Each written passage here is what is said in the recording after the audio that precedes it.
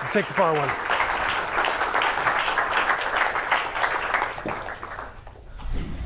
All right, good evening, everybody. Thank you so much for coming out. Dr. Sethupathy and Dr. Aikin, thank you both so much for being here.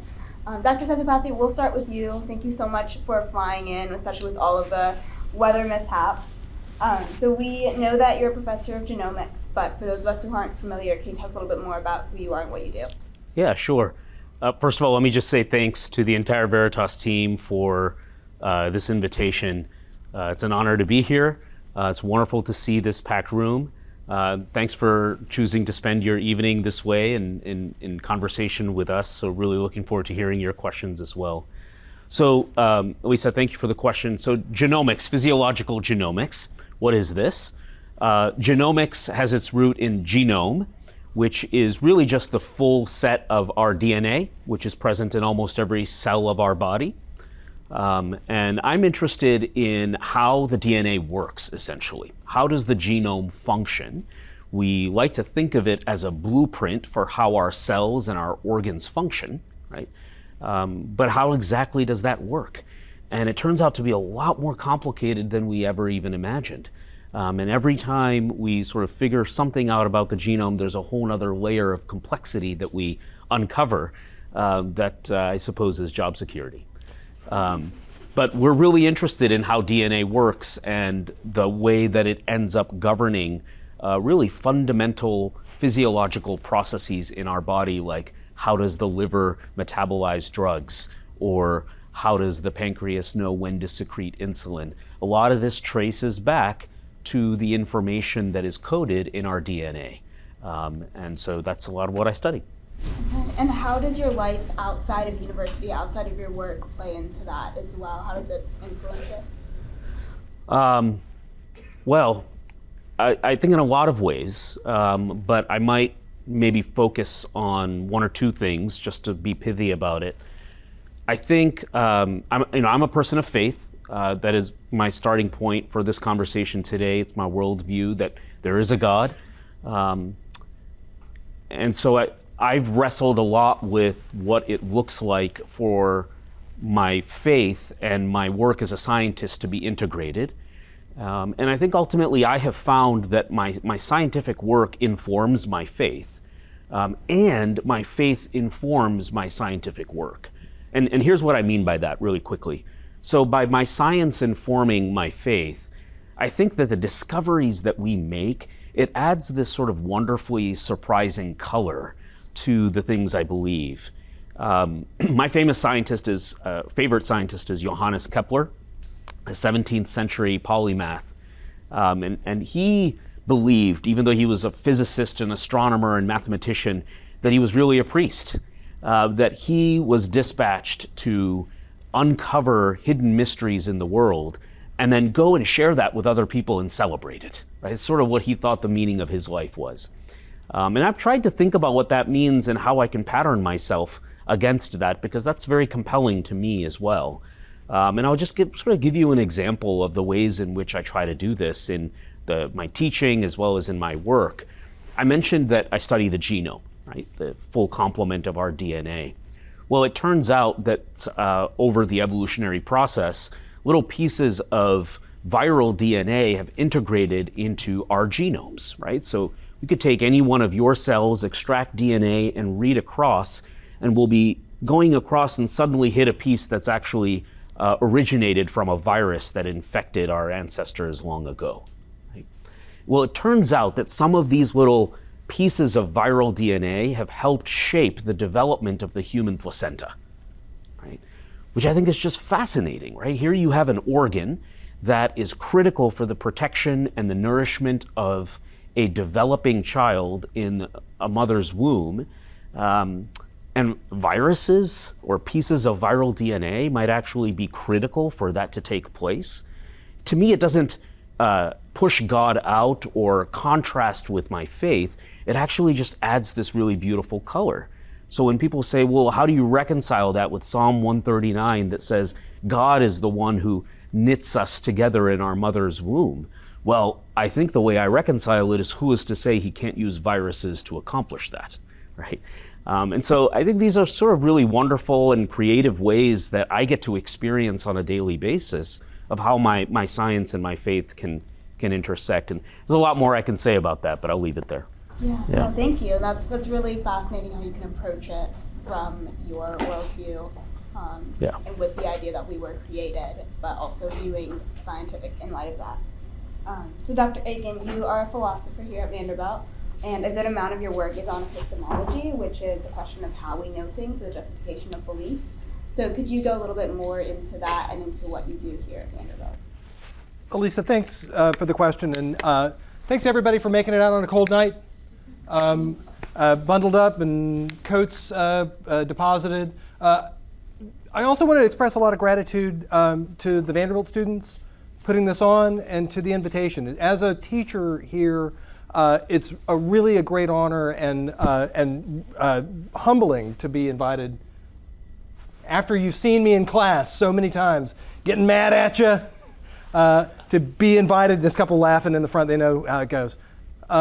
To be invited here to talk, it's really warms me, and to be invited. The study of knowledge, from a philosophical perspective, is a study of the norms of the reasons that we give to show that we know and to see what we know. And one of the things that we might see whenever we look at how knowledge works is that any kind of question that we ask about how do you know, you can ask a follow-up question of the reason that was given. How do you know that that reason is a good one? How do you know that that reason actually supports the thing that you gave? And then you need to give another reason, don't you? Have you ever talked to a 5-year-old? And there were a couple who lived in my house, and I was like, they were like, hey, Dad. I'd say, hey, yeah, it's time for you to go to bed. And then they'd be like, why? And I'd say, because you got to get up for school tomorrow. Why? It's because you got to, and it was like, I'm interested in this puzzle, and they're interested in doing it. It became a little bit of a standoff. But the regress problem every 5-year-old uses to hold off bedtime is a real problem. How does reasoning hang together? Because it looks like, on the one hand, the way that we set it up looks like those reasons just go on to infinity. Every little reason that you give is one that looks like it's only holding a place until you get another, why is that? Yeah. And on the one hand, we could look for foundations. We could look for circles or big groups of those reasons to be mutually supporting.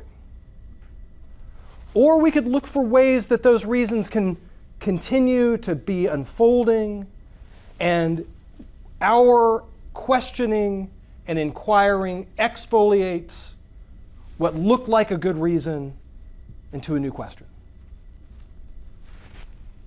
I think that the study of knowledge shows us that pursuing knowledge is an endless task, and so as a consequence, as a philosopher, I like that conclusion because it keeps me in a job too. Now, that's not to say that I've got a conflict of interest there, but I do. But the other part of it is sharing the spirit of that with students, with other inquirers. Not being satisfied with stale dogma, being able to see how a new kind of challenge can come up, and also recognizing that it's our responsibility as reasoners and those who pursue knowledge. Because thinking that we know and knowing that we know is part of, you might say, us being able to look at ourselves in the mirror.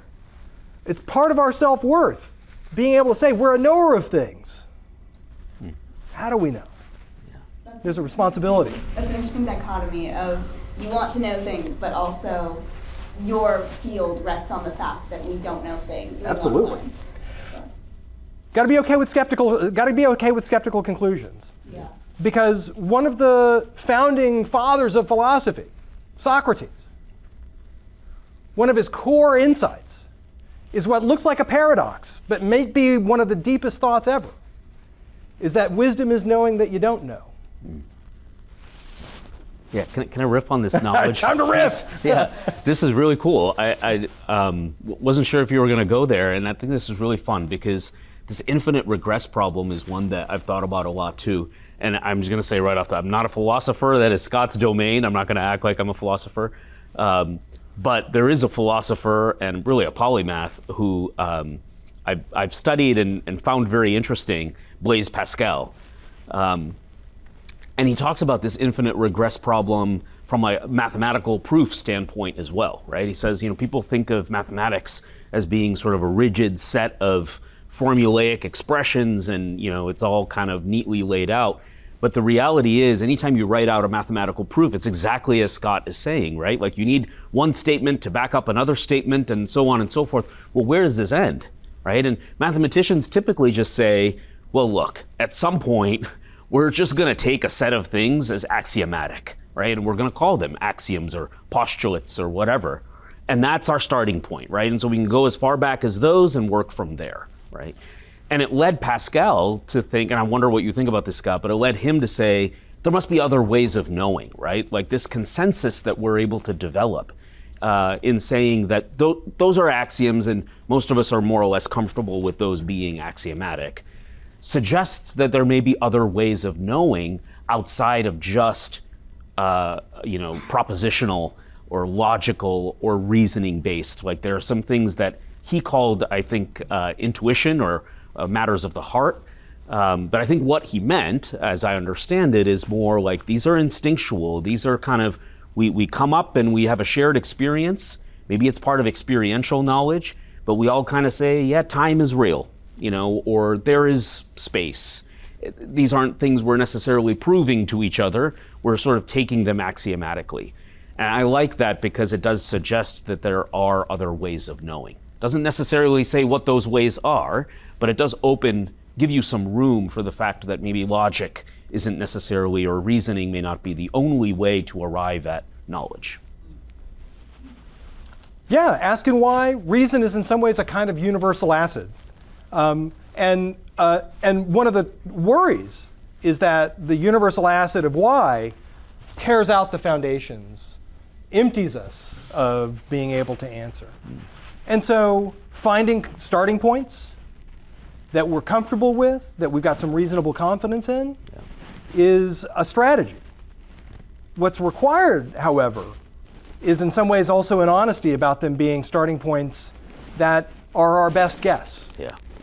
That we still can be on the hook for answering them and say, look, I don't have a good answer to it, but I'm going to start here anyhow. Yeah. Because anyone who knows anything about the paradoxes of motion or paradoxes of time knows that, like, in some ways, yeah, it's clear that there's time, it's clear that there's motion, but it's hard to say exactly what it is. You start looking hard at the concept and the concept goes away. Yeah. Reason being a universal acid is in some ways a thing that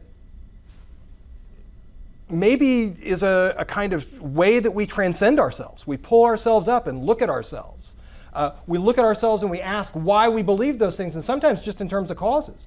Because in some ways you were just enculturated to have those beliefs. You were caused to have those beliefs, but those causes don't necessarily have to be knowledge conferring. Seeing ourselves from that perspective is a kind of transcendence. It's a kind of thing that's uniquely human, that we can ask why we ask why. When you say it's just like asking of why, do you find yourself implementing that into areas outside of your work, outside of the university as well? Or are there things outside of the university that you bring into this when you're teaching? Yeah, so I have a regular co-author, Robert Talese, here at Vanderbilt. And my interest in logic overlaps with his interest in democracy. What democracy is a rule by us. We rule ourselves together. And the way that we do it is that we exchange reasons. We work things out together. A model of what's called deliberative democracy, that it's not just the voting and not just majority rules, it's that we vote after we have a discussion. We don't just vote. That the objective of democracy is not just that the legitimacy of the government comes from the consent of the governed. It comes from the informed consent of the governed.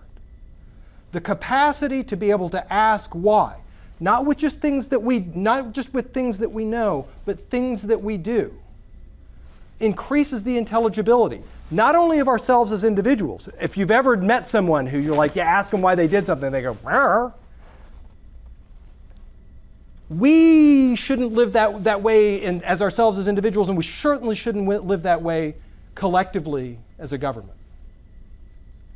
And so that requirement of shared reasoning is one that's required for us to govern ourselves, being able to not just have the reasons internal. I've got a little bit of a suspicion of those private reasons. Yeah. For democratic reasons. Yeah. For democratic reasons, because the capacity to share reasons means that it's something that we can be in together, that we can live in those reasons together. Yeah. Yeah, and it also makes me think, I've been fascinated, I really love history as well, a student of history, and I like that old adage that history may not repeat itself, but it certainly rhymes. And I think we have a responsibility, right, to study history so that we can recognize when it might be rhyming and learn from the past. I wish we'd do more of that. But even thinking back to the Enlightenment period, right, where reason was really sort of uber elevated as a way of life and as a way of gaining knowledge and coming into truth. Maybe partly, I don't want to oversimplify it, but as a response to an age where maybe sort of blind faith was the sort of name of the game, right? But then in response to the Enlightenment, you have this Romantic period that kind of is a pushback on that to say, well, now wait a minute, not everything's all about reason, right? I love, René Descartes. Sort of, I think, therefore I am, that is very, very well known in our society, in our consciousness. I think that's a very sort of classic Enlightenment way to think, even though he's not quite in the Enlightenment period. And then you have, one of my favorite books is The Little Prince, where it says, you don't really see anything unless you see it with your heart, right? And I feel like those are kind of what they're trying to point to different ways of knowing, right? The reason-based approach and the more intuition-based approach. But what I love is when Madeleine L'Engle, she's a writer, Wrinkle in Time might be one of her works that many of you know. And she says, to really get at knowledge, to really pursue knowledge, your intellect and your intuition ought to be making love, right? And I mean, leave it to the author to say it as poetically as she did. But I love that kind of way of thinking about it, is that there is a coming together of these that I think makes the pursuit of knowledge particularly meaningful. Thank you both so much. Now going into the title of this forum, we named it Mind, Matter, and Meaning, and those are really three different ways to think about the idea of what it means to be human. So we're going to go into meaning a little bit later, but right now, just thinking about mind and matter, how would either of you describe the words mind and matter? What are definitions? Yeah. Okay. Yeah, what definitions would you give for mind and matter? One of the puzzling things about the mind-body problem, or mind and matter, is being able to figure out what matter is. Mind's hard enough, but what's matter? One thought is that mind is going to have a kind of normative responsiveness. That what it is to have a mind is to not just be able to represent things and to think things through, but I really like the thought about about the sentiments. But it's also about giving a damn. It's about giving a damn about yourself and giving a damn about the things that you're connected with.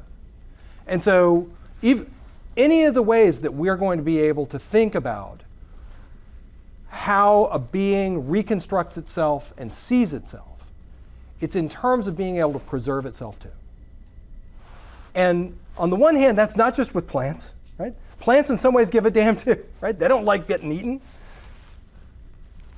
But the important thing about mind is that we get these representations. We get a the thought that you can think of what could have happened. Being able to plan and think ahead.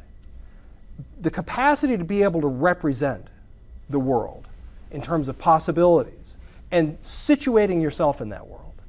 That's a requirement of mind. Matter, on the other hand, matter in some ways is not just the things that don't have that, but matter is going to be the things that make the minds possible. Matter are going to be the things that are not self-regarding, but are in some ways are the things that make up the self-regarding things.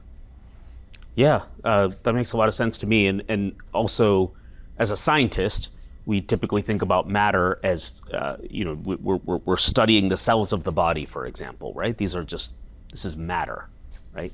It's biological material, right? But we are also keenly aware, right? Even though we are often reductionist in our approaches, we are keenly aware of the fact that the matter isn't just sort of mutually exclusive, right? Let's just take cells as an example. They're not all just kind of there and operating on their own, right? There is a complex network of communication and activity, right, that makes for some like emergent properties, right? The notion that the whole is greater than the sum of the parts. That is very much true as we think about our entire physiology. And the mind, I feel like, is one of these emergent properties, right? It's like you don't have a mind, I suppose, without a brain, which maybe is the matter part of that, right? But the brain is also a complex organ with all kinds of interesting things going on. But it's not just intrinsic, it's responding to all kinds of extrinsic signals, right? Even microbes that are residing in the gut of our bodies are communicating directly and indirectly with our brain and controlling how it functions, right?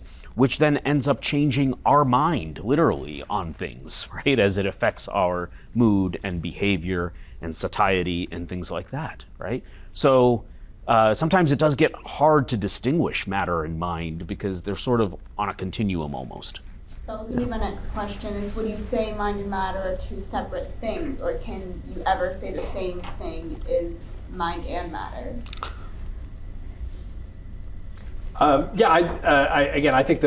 think of us as minded matter, and so or minding matter is maybe the better notion, which is that, look, I in this regard, I'm a functionalist about this, and that, look, what is it to have a mind? It's to have certain kinds of functions, in the same way in which being a predator or a carnivore is to have certain kinds of functions and dispositions. Minds in that regard are just those dispositions that matter of particular kinds of arrangement are capable of manifesting. Right. Yeah. So you know something has a mind because you see the outcome of it. Yep. Okay. It's really interesting. So we are also, as we mentioned, partnering with Dialogue Vanderbilt, and they're celebrating the Scope Centennial, which deals with kind of what it means to be human. So how would you, I guess, approach the question of what it means to be human in light of those definitions of mind and matter?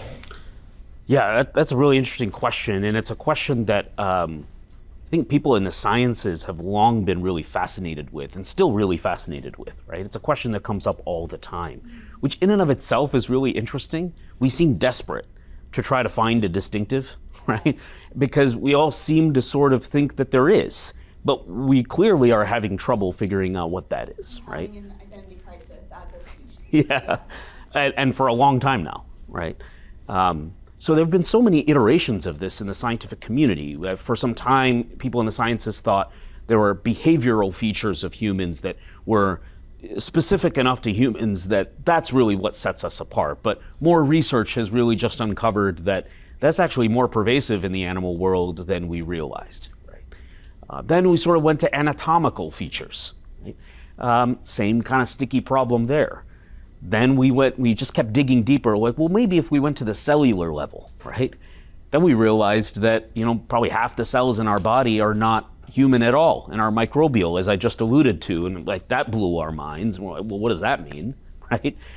Then you can get to the genetic level, and as I've already alluded to today, we've got a lot of pieces of viruses in our DNA that are actually critical to performing various functions that we ascribe to being human. So how do we reckon with that, right? So we are not as distinct from other species, or really even as materially special from other species as we once thought, or that we still sometimes like to think, right? There's a fundamental connectedness with the rest of creation that we have to reckon with, right? That's not to say that there aren't some features that you can measure or look at and say, wow, that's kind of on this end of the spectrum, for sure.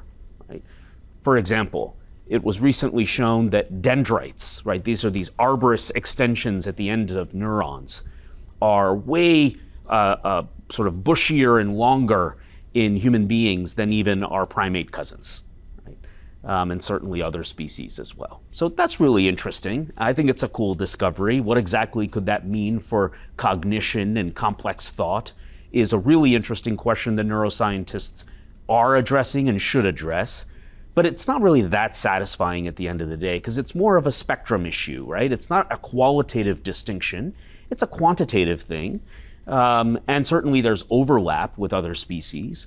And there's the danger of hinging on something like that. I mean, you know, if there's a human being born with a mental defect, we don't want to run the risk of saying that that individual isn't human because they don't have arborous extensions at the ends of their neurons that are exactly like mine. I think that would be a grave mistake, right? And so at the end of the day, those kinds of attempts, I think, have been dissatisfying, right? But I think what it has done is, together with the notion that science is agnostic with respect to the whys, right? Science is really good at the how, right? The mechanistic exploration of a phenomenon, right? But it's generally agnostic with respect to the why. It's neither going to support or refute an idea like God, right? And so, together with that notion and the fact that science hasn't been particularly helpful in drawing clear, definitive lines between us anatomically, behaviorally, molecularly, cellularly, genetically, perhaps there are other ways of being able to, you know, identify or define a human distinctive. And maybe we'll get to that more in the conversation. But that's sort of where my thoughts are right now in terms of thinking about mind and matter is, you know, I don't think that our matter is really effective at being able to definitively demonstrate some uniqueness to humanity. The mind gets a little closer. The fact that we use our mind to sit here and talk about what our meaning is, I think that's pretty special.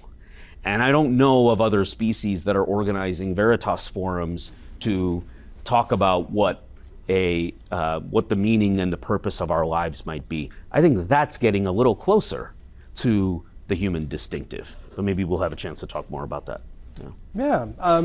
I think that one of the puzzles and one of the questions, you've got a philosopher's move. Ready? You got to ask a question about the question. Yeah, so a question to ask about the question, like what makes us human? It's like, okay, well, why do we want to know what's human? Why do we want what's the purpose of the demarcation?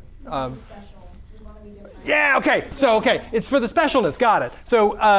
So one version of it is so that we can explain why we treat different animals differently, like why we get to eat them or something like that.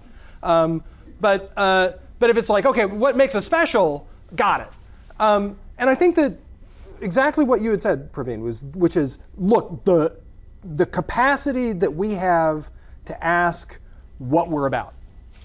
It's that reflexive element that looks like it's something distinctive about us. Because mindedness isn't the only thing. It's like there are minds all over the place. Like mindedness should not be the criterion, because like certainly for moral standing, because then all those meat things that we had for dinner out, right? You're like, and then I win that discussion, the vegetarian in the group. And so, but the second point is that, look, I think that there's something distinct about humans on two fronts. One, we're the kind of being for whom our own being is a question for us.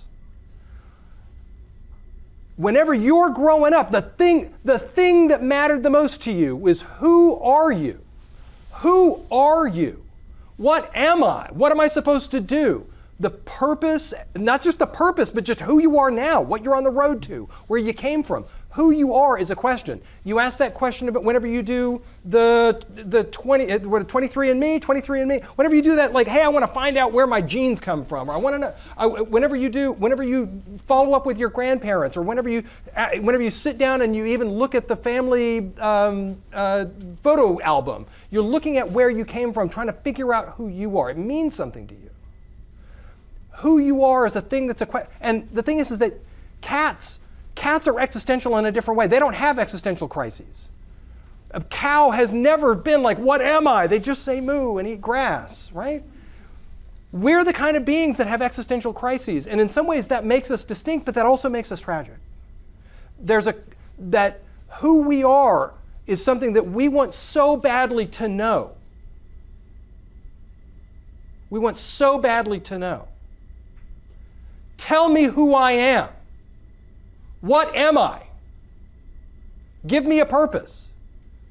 That desperation, I think, also is a kind of cry in the wilderness that too many people hear you cry and they say, I've got an answer. Hold on to your wallet whenever someone shows up and they know that you're desperate for an answer to that. Because I think that the thing that makes us so distinctive is also a thing that makes us tragic and is also something that makes us easily manipulable. That being given a purpose and being told what you are and who you are and that you're part of a larger kind of thing that makes it, that ennobles you and sanctifies you,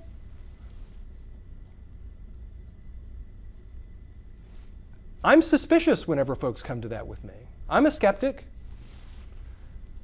Because I think that it touches something that in some ways the Christian tradition is really good at theorizing this.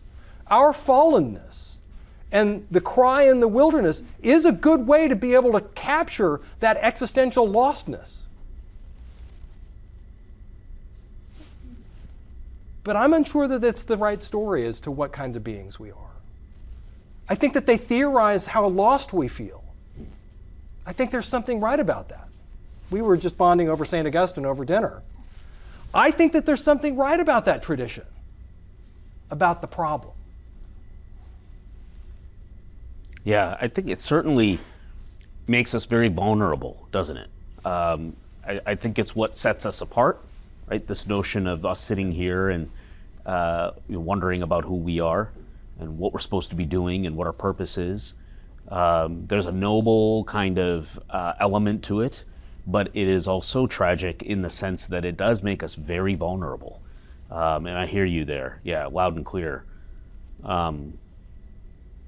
In maybe much the same ways that love does. Love is one of the noblest and most remarkable feelings of the human experience. It is also the thing that will rip you apart. All kinds of love, right? Romantic love, father-child love, friendly love. I mean, just all kinds of things. But we keep coming back to it, don't we? And so there's something there to me. I have not been compelled by the idea that these things are evolutionary misfirings, that the things we find most compelling and beautiful about life that keep drawing us back are mere byproducts of a process that brought us to where we are now. Don't get me wrong, I'm very much, I study the evolutionary process, right? So there's no doubt in my mind that evolution contributes to everything about who we are. What I mean to say is that I think there is a deeper meaning in these things that we crave for, right? And that it isn't simply something that is a misfiring or a byproduct that we can safely dismiss. I think they are they're central. And I think that the more noble, the more important and impressive something is, a pursuit is in our life, the more vulnerable we are by it. And so the more care ought to be taken in the venture and the exploration of it. Yeah. Thank you both so much for your thoughts on that. So now for all the people that we just gave an existential crisis to, we're going to give you guys a little answer, hopefully, as we go into our last topic of meaning. And I just want to ask you both, how do you feel like in your worldview, in your framework, you find meaning in your life or in your work? Thanks. I'm a practicing half-hearted Stoic. The ancient Romans, and under the tutelage of some Greek insight, had developed a program of perfecting one's reason, and of mastering one's emotions. But one of the crucial things about Stoicism was that it's not just a life hack, and it's not just a productivity strategy. Stoicism is a way of life that emphasizes that the meaning of your life is in the connections and the duties that you have to others. And so the place where I start is in terms of the position that I have and all of the young minds that are under my tutelage.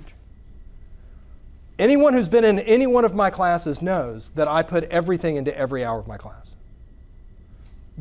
Not because it's a job, but because it is the thing that I am called to do. I do the same thing as a father. I do the same thing as a neighbor. I do the same thing as a citizen. My job is to do what's right by the folks who depend on me. And that means my students, my children, my wife, my neighbors, and my fellow citizens. I have a duty and I have a role. I have a place because of where I am. Part of the challenge that I've got in terms of my meaning is sometimes feeling like I'm constantly treading water. As a citizen, I don't even need to go into it here. As a parent, I'm constantly feeling like I'm not doing enough. As a husband, in terms of how much one loves one's partner, it always feels like, what? We just missed each other. We're spending our lives together, but what are we doing? We're passing each other like, I gotta get to work. Ships in the night. Yeah. And as a teacher, I'm gonna say, I see your phones. Oh my God, I hate your fucking phones.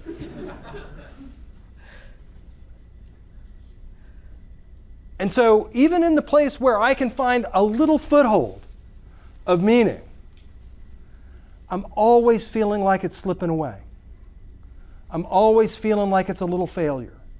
I'm always feeling like I'm not doing enough, and it's not catching on.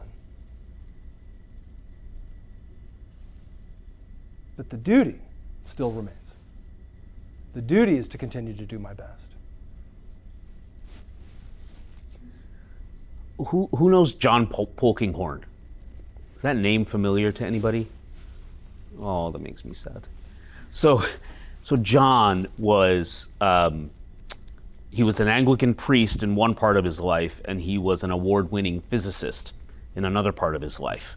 Actually, that was the first part, and then upon retirement from science, became an Anglican priest, and was really the dominant voice in the sort of science-faith conversation for many, many decades in the Western world. And he had this simple analogy when people asked him about how science and faith sort of coexisted in his brain without it sort of erupting into flames. And he said, listen, you gotta see the world with two eyes, right? And what he meant by that was, look, if somebody walks into a room and there's a tea kettle, right? Water's boiling. And someone asks a question, what's going on over there, right? Well, he said, I could give you the answer that would be the physics answer, right? And I would get all into sort of what water boiling means and how that works, right? And give you that explanation. But I could also just tell you I wanted to make tea, right? I could answer that question on two different dimensions, on two different levels. And they're both true, right? And I think it's important that we be open to both of those kinds of answers if we really want to make progress in our understanding of things. Right? So that's where John came from, and I'm cut from that fabric a bit myself. Right? That doesn't always mean that there is, an obvious second eye through which to see, right? If there's something that has a natural explanation, maybe there is another way to see this, right? It doesn't mean that there's always an obvious answer for that, and I want to make that clear. But from my standpoint and the work I've done to try to sort of have understanding in my life, right? One of the key starting points for me is that science doesn't constrain me to look only to science in my pursuit of what could be real or what could be true, right? It didn't point me to my faith, but it gave room for it, right? It gave room for me to explore the possibility of it, right? And we don't have time today, and nor is it the real point of this discussion for me to get into the sort of details of, well, why did I think that that was reasonable or sensible when I went down that route, right? And that perhaps is a story for another day. But the point I want to make today is that a real honest understanding about both the power and the limitations of science as a scientist led me to consider that there may be another way to see things, right? There may be another way of knowing, right? That science is agnostic to, right? The end point of that in my own journey, right, was appreciating the Christian notion that we are all, each and every one of us here, made in the image of God. That phrase, right, is a really interesting and fascinating one, and one that has generated lots and lots of debate and interesting discussion over the years. But what makes it so interesting and cool is that if you read the Genesis story about creation, it's really the only thing I can identify that distinguishes, talking about a human distinctive, that distinguishes humanity from the rest of creation in that narrative, right? In one version of the narrative, we don't even get a separate day, right?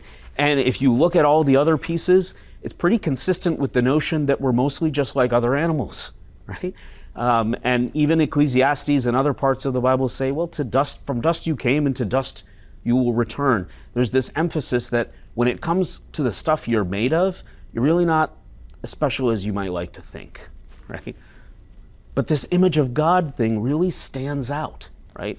And if it confuses you a lot, it sort of stands out like a sore thumb, right? For those of you who might be interested, something influential for me were the writings of Richard Middleton. He was an Old Testament scholar, and he has a book called The Liberating Image. And he goes into talking with Old Testament Near Eastern context to understanding what these things mean. And his best understanding, and many other scholars agree and appreciate this, is that this has nothing to do with our biology. It has nothing to do with what we look like or whether we have 2 ears or 1 or those kinds of things, but rather that it is a vocation. It is a calling to reflect and represent the character and the values of God, which actually, interestingly enough, converge with what Scott is saying in the sense that what are those values? What is that character? Well, fundamentally, over and over again, what we're told it is that as a character to serve, right? Is that actually a biblical and proper understanding of kingship is not actually one where you just do whatever the heck you want without any care to anybody, but an ancient Near Eastern understanding of that concept is actually one of service, even to the point of your exhaustion for others. And then we see that modeled in Christ himself, right? So when I think about what my purpose is and what my meaning is, I go back to image of God and the fact that it says Christ imaged better than anybody else. And what did he do? Give himself up, serve himself for everyone else to the point of exhaustion, to the point of death. And so then I think that's my purpose. So whether I am doing that through science, whether I'm doing that in the academy, whether I'm sitting here talking to you all, I want my orientation and my posture to be one of, how can I give? How can, whether that is of energy, whether that is of effort, whether that is of wisdom, whether that is of financial resources, every context calls for something else. But I want to be oriented to how can I give? And that's where it comes from for me.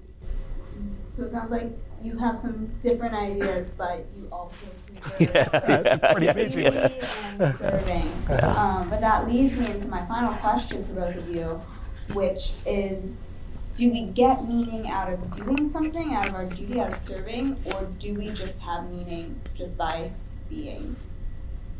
Wow. I'll take a shot at it. And to stick with, in some ways, with the objectives that we have with, say, for example, critical thinking. the tools of critical thinking are those that are supposed to say, look, you've got some tools, you're given reasons, or you're given certain kinds of evidence, and you're supposed to be able to sort through it. An important thing about the rules of critical thinking is that they don't guarantee that you'll always get the truth. They're fallible tools. They're tools that you say, like, look, you can do your best, but you can still end up unlucky. You can have misleading evidence still, and you can't detect it sometimes. One of the things about being an archer is about not just hitting the target, but about the practice of drawing the bow, the practice of lining up the shot, the practice of controlling one's breath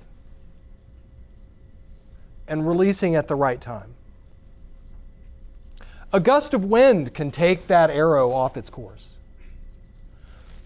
The target can fall over. Another person's arrow might fly over too. Luck gets in the way. You don't know everything and you can't control everything, but you can control what's within your control. The aiming, the breath, the draw, the release.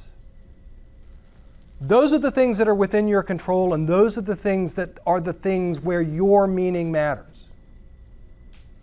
So in this regard, it's a kind of focus on the duty. You still aim for the target. You still aim for the target. But in this regard, meaning lies in the practice. Luck is another thing. Yeah, I think I would say that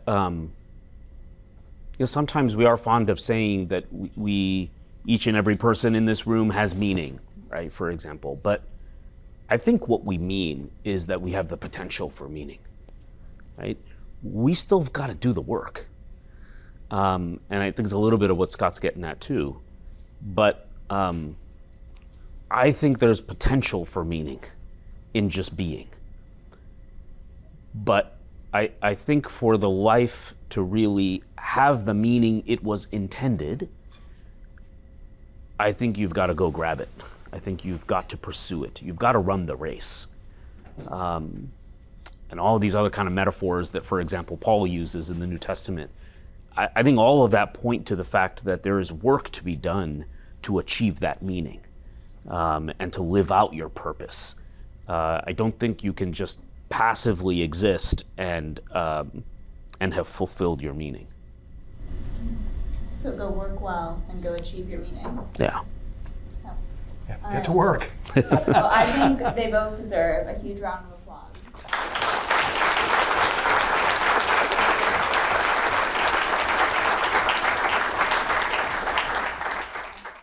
Thank you three for the awesome conversation tonight. And so my question is, so the relationship and the duty that you depend so much on, how do you know that those are not illusions, are not merely norms depicted by society and culture? How do you know those things are actually things that give us? Yeah. So just so everyone could hear, the question was, hey, you've got these relations and you got the duties that come from them. How do you know that the duties are not just merely illusions? One answer is in terms of the feedback that we get from performing the duty, from seeing, say, for example, the duty that teachers have with students. You teach them well and they do things, right? You see the feedback loops emerge from you taking them on. The same thing goes with raising children. The same thing goes with a loving relationship. Sometimes things even go right with citizenship. But the point here is that maybe it's and there's a deeper version of the challenge, I think, which is, in fact, turning the challenge that I had about so many of these meaning-making things back on me, which is, maybe duty is another thing that's been sold to me. I'm a voice crying out in the wilderness, and someone said, hey, Aikin, can I sell you some duty? And I said, yeah, I'm real desperate. I'll take duty. Now, one answer, as to why I think that it survives some scrutiny. It's not perfect, and again, I'm not really a Stoic. I'm more Stoish. It's a good joke. Because I'm suspicious of also the way that duty can be perverted. That someone can say, you have a duty to your family. And notice, by the way, that your duties to your family can sometimes get in the way of you and maybe even putting your family over others. So for example, the conflict of interest that people have whenever they have to make judgments about their family members. That your duties can sometimes also conflict. My duties of justice versus my duties to family. My duties of loyalty to duties of fairness. That the duties can conflict. And so one worry, and I think that it's right, which is, yeah, what if the duty of patriotism? What if the duty of city pride? What if the duty of of family honor is in fact a kind of distorted duty? And I think that that's exactly the kind of question that somebody who really cares about the duties have. Because there's a meta duty, a duty that you have about your duties, which is to constantly be inspecting them. To constantly be asking, is this an illusion?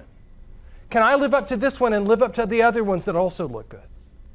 That we have a duty to ourselves and to each other to in fact ask whether or not the obligations that we've got to each other are actually real or merely ways that we've manipulated each other for someone else's gain, or to maybe brutalize someone that we don't trust.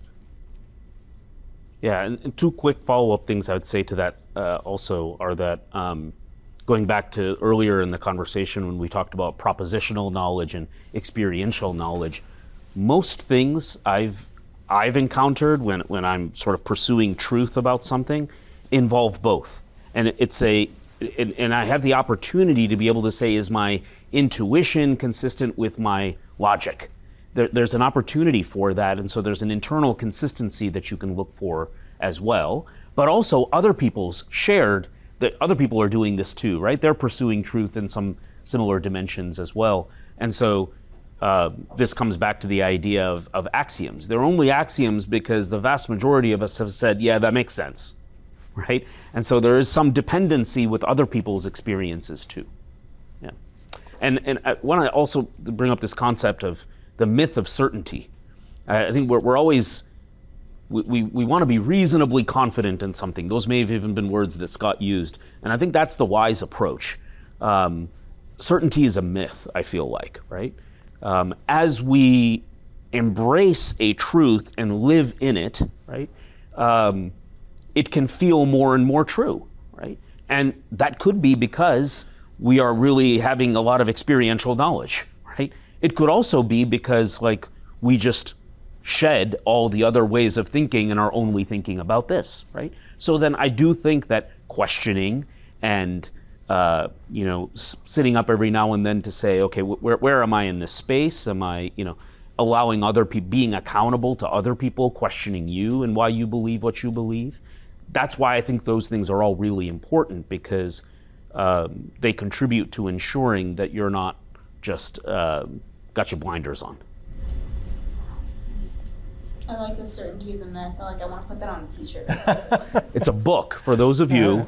It's called The Myth of Certainty by Daniel Taylor, who is a professor at a small Christian college, maybe not anymore, I don't know, but at Hope College. But he wrote this book called The Myth of Certainty as a religious person. And I think it's really important for people to read. I recommend it. Next question. In the middle. Yeah. Yeah, hi. Thank you guys. That was a very thought-provoking discussion, so I appreciate it.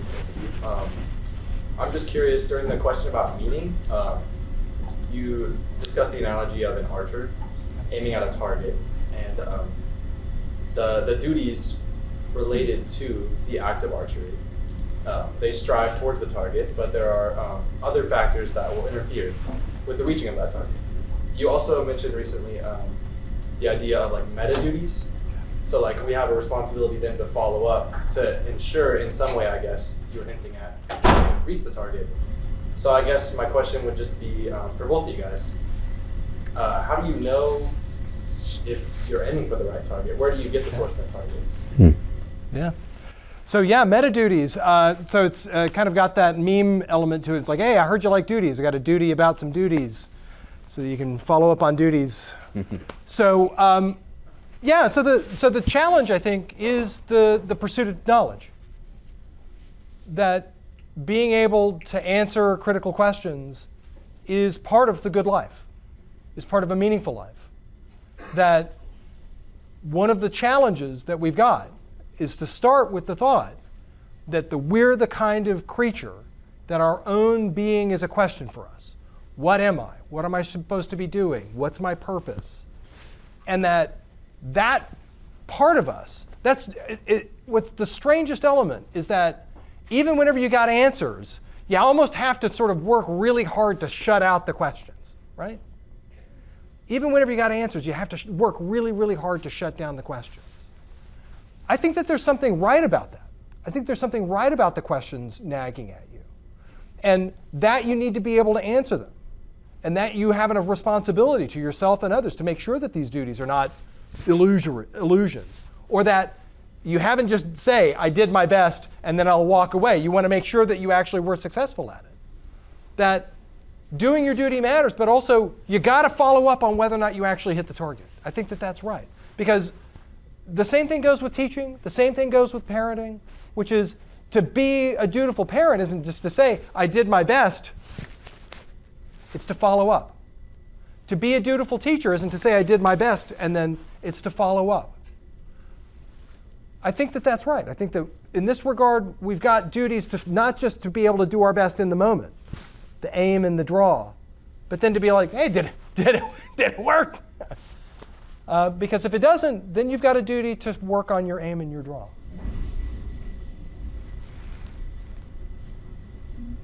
Next question? I'll go at the end.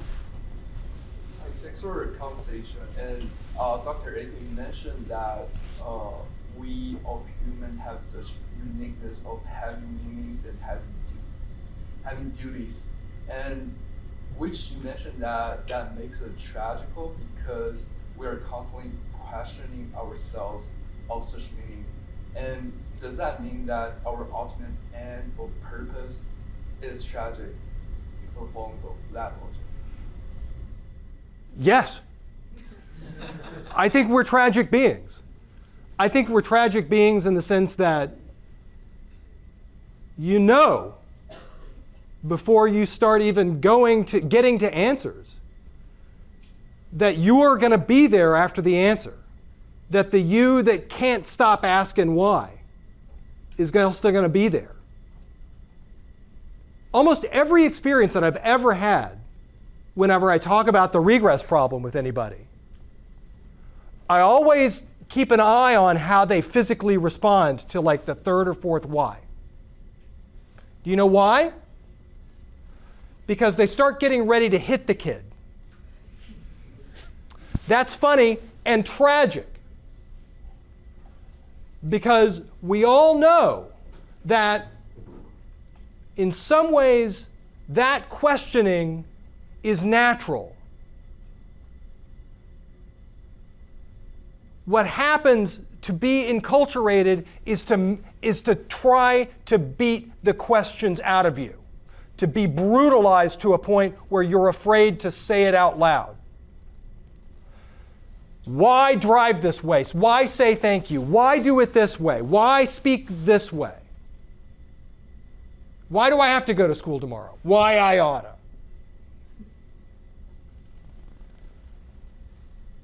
The worry that I have is that the only way that those questions go away is that if you've had it beaten out of you. So we're tragic in the sense in which the questions will hound us, but only if we've been enculturated in a way that makes it so that we stay quiet.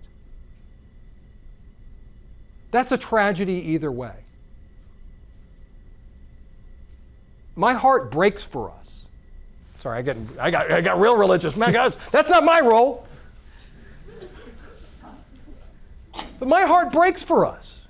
I think that we're tragic beings. I think that we are broken at our core. That reason, being the universal asset that it is both a kind of salvation for us, but also something that damns us from within too. That's our lot. But you know what? It's still a noble tragedy. Because what makes it tragic is not just that it's a bad and unhappy end. It's bad and unhappy because of the fact that we did something right in doing it. The tragic flaw was nevertheless a virtue. I'll take that.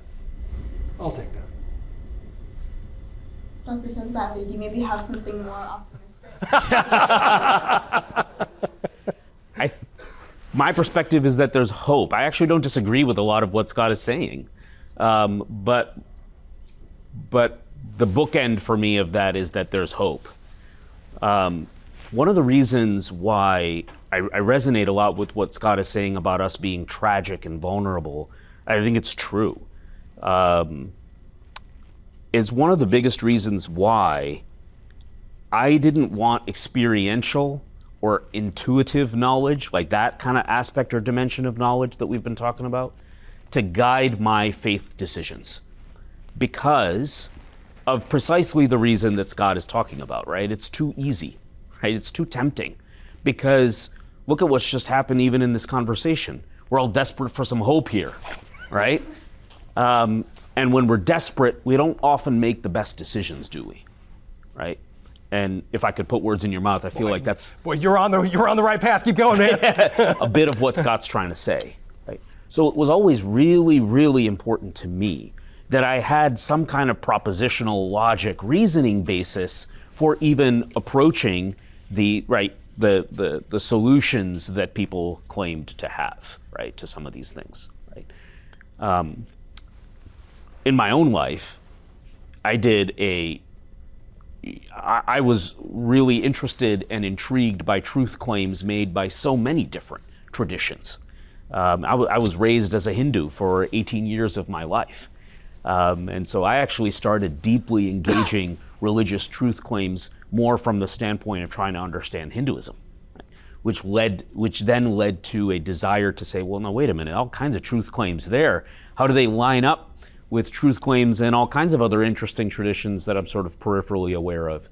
And I had the wonderful luxury as an undergraduate student, and those of you who are undergrads here and are interested in this topic, I heartily recommend this. Become as knowledgeable and as engaged with other traditions and the ways in which people have approached these answers to these questions as possible. Right? I think you will find some really intriguing touch points across all of those that speak to some of the similarities across time and space and culture. And then you'll find some really, really notable deviations in the ideas that have emerged from different traditions and cultures, right? And I think they're all valuable, and there's something to be gained in the study of that. In my own study of it, it was extremely important for me to be able to address things like historicity, to be able to address things like believability, reliability. None of these things I can prove necessarily. We call it faith for a reason. There is a point after all different kinds of logic and reasoning and pull out every sort of tool that you have in the toolkit. At some point, you've got to take a leap, right? Although I would contend it's not that different than when I nervously decided to, propose to my own wife, right? There's a leap that we've got to take. I'm not 100% sure what's going to happen here, and this could really suck. But, I've done all the propositional logic and reasoning that I can, and it's time, right? Fish or cut bait, right? And there's a time at which that happens in your faith journey as well, right? But I wasn't really willing to take that leap as having been someone totally foreign to the Christian tradition. I mean, I just came to it with no baggage and just tried to read and understand. It was very important to me that I felt like I was dealing with something that was reliable. And the reliability has been questioned, right, for centuries and centuries, right? So there were real questions to try to get to the heart of, right? Was I the first human ever to crack it and become certain? No, right? But I felt reasonably confident in the journey that I had through the logic and the reasoning, that I was then willing to finally pay attention to the hope that was being offered. Because to me, it was standing on firmer legs, right? Rather than it feeling like I'm desperate for something, and anything that gives me the greatest hope right now, I'm going to take. I think that that is very dangerous. I'm not trying to contend that anybody that may have come to their faith that way, that it's not real or that it isn't valuable to you. Please don't hear me saying that. But I do feel that more often than not, it's tenuous. And often doesn't have legs to stand on when another storm comes. So I encourage everybody to do their own work, right? I think it's fun to listen to me and to listen to Scott and to see sort of our perspectives and the journeys that we've had and our own intellectual pursuits in coming to answers or thoughts, I would say, on these things.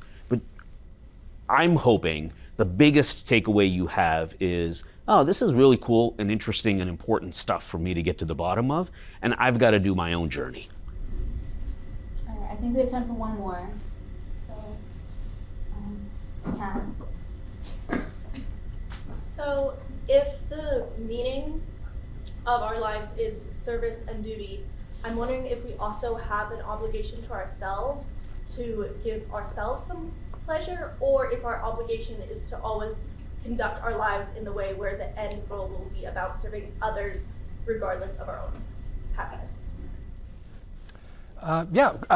A super question. Do we have self-regarding duties? And the answer is yes. We're beings that give a damn.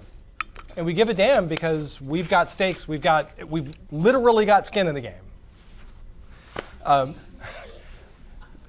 It was a good joke, nobody reacted, so. So yeah, and I'll say one last thing about this, which is,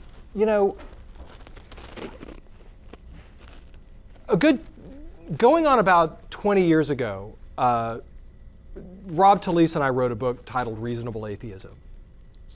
And this was in the middle of the new atheism wars, which was like, hey, religion's bad for you, and all the atheists are like, religion's bad and stupid, and religious people are dumb, and atheism is the only way. You guys are just so lost and idiotic, and you make bad decisions, you religious dummies.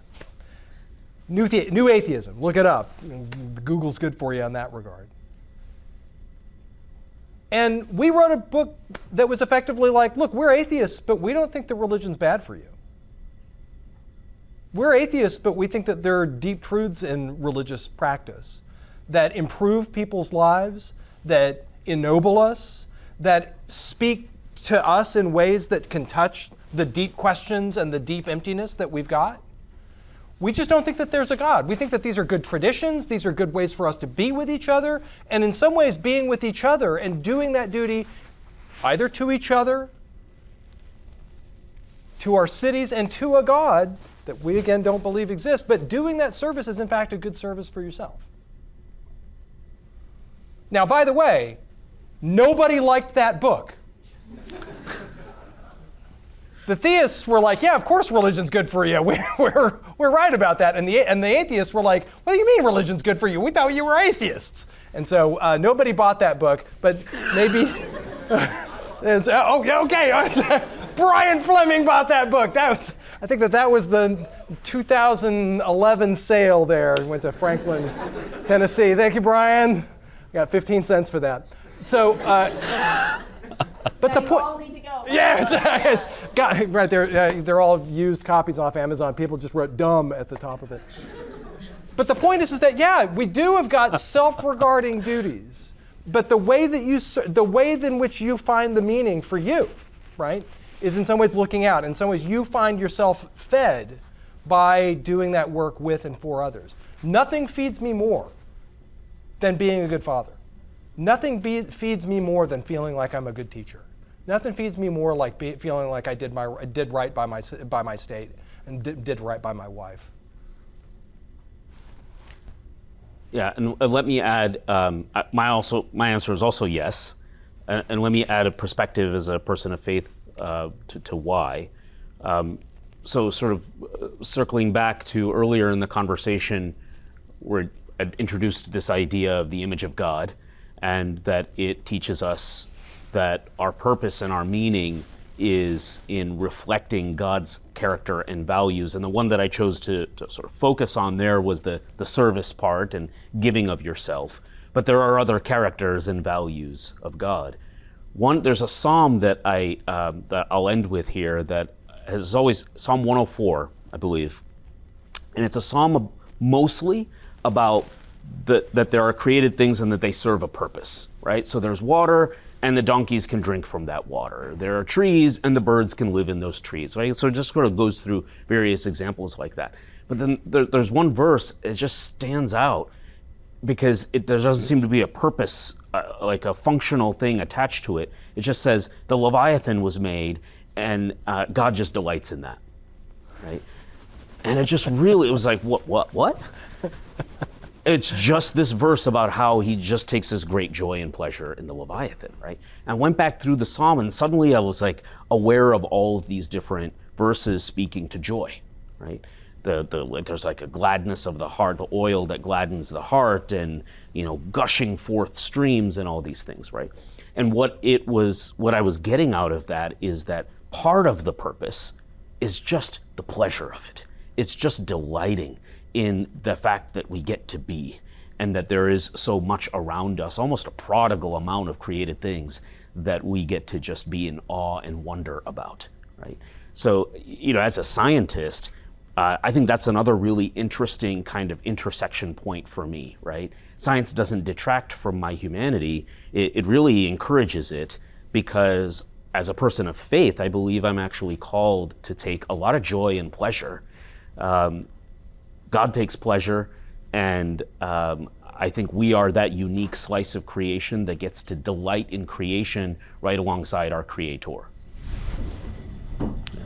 If your questions were not answered, you can still come down afterwards and talk to Dr. Sethupathy and Dr. Aikin, because they'll be here. But yeah, let's give them both another Thanks, big round guys. of applause.